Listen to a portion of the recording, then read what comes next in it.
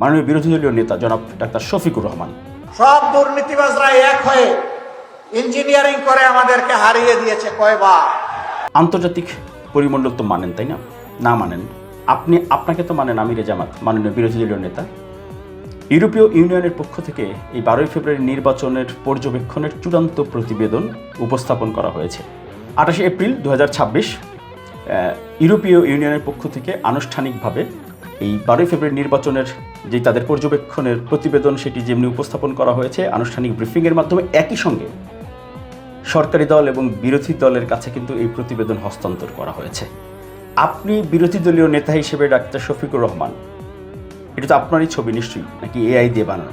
আপনার হাতেও কিন্তু ইউরোপীয় ইউনিয়নের পর্যবেক্ষকদের চূড়ান্ত প্রতিবেদন উপস্থাপন করা হয়েছে। আপনি খুব স্বাচ্ছন্দ্যের সাদরে গ্রহণ করে তাদেরকে আরও অভিনন্দন, ধন্যবাদ জানিয়েছেন। আপনার ছবি তো এটি নিশ্চয়ই।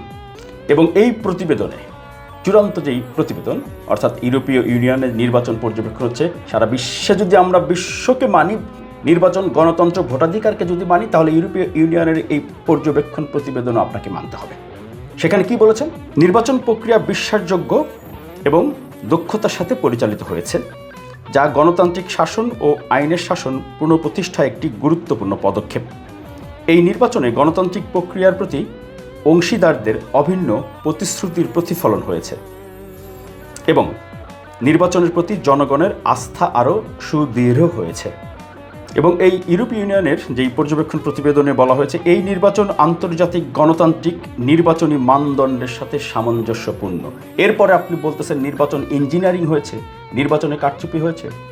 এরপরে কোন মুখে আপনি জনগণকে বিভ্রান্ত করেন, এমন মিথ্যা কথা বলেন? ইউরোপীয় ইউনিয়নের এই প্রতিবেদনের বিপক্ষে আপনি একটা সংবাদ সম্মেলন করে যদি বলতে পারেন, তারপর থেকে আপনি ওই সভামঞ্চে ওই বক্তব্য দিতে পারেন। নাহলে নির্বাচন নিয়ে, নির্বাচনে কারচুপি, অনিয়ম, ইঞ্জিনিয়ারিং নিয়ে যার একদিনও কথা বলেন, প্রত্যেকটা কথা হবে আপনার মিথ্যাচার এবং জাতির সঙ্গে মিথ্যাবাদী হিসেবে আপনি নিজেকে প্রতিষ্ঠিত করবেন। কারণ আপনার কাছে হস্তান্তর করা হয়েছিল কিন্তু ওই প্রতিবেদন, আপনি তখন ওয়েলকাম জানিয়েছিলেন। এটি হচ্ছে আমার নির্বাচনের ফলাফল সম্পর্কে আইনগত, নৈতিক এবং আন্তর্জাতিক পর্যবেক্ষক সংস্থার যে প্রতিবেদন, সেই রেফারেন্সগুলো আমি তুলে ধরলাম।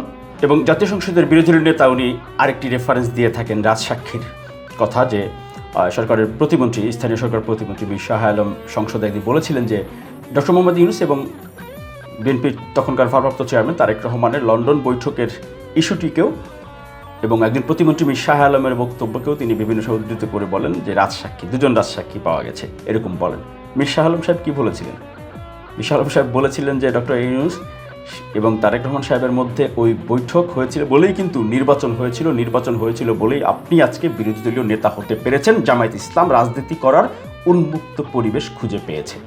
আপনি যদি বিএনপি বা তারেক রহমান সাহেবকে যদি বলেন যে ওনারা প্রধানমন্ত্রী হয়েছে, সুবিধা পাচ্ছে, অমুক তমুক, সবচেয়ে সুবিধা পাওয়া রাজনৈতিক দল জামায়াতে ইসলামী, যেই দলের কোনো অস্তিত্ব ছিল না, প্রকাশ্যে যেই রাজনৈতিক দল 2013 সালের পর থেকে কথা বলতে পারে নাই, নিজেদের পরিচয় দিতে পারে নাই, নাম পর্যন্ত প্রকাশ করতে পারে নাই, পার্টি অফিস খুলতে পারে নাই, যেই রাজনৈতিক দলের এই জুলাই গণ অভ্যুত্থানে দলের শীর্ষ পর্যায়ের নেতৃবৃন্দের কোনো রকম কোনো বিবৃতি, বক্তব্য ছিল না। আমিরে জামাত একদিন একটা বিবৃতিও দেন নাই, দুদিন দুটি ফেসবুক পোস্ট দিয়েছিলেন জুলাই আগস্টের গণ অভ্যুত্থানের সময়। তারপরে সেগুলো ছিল ব্যালেন্স করে, ভারসাম্য রক্ষা করে, যেন আওয়ামী লীগ টিকে থাকলে যেন আপনারাও টিকে থাকতে পারেন।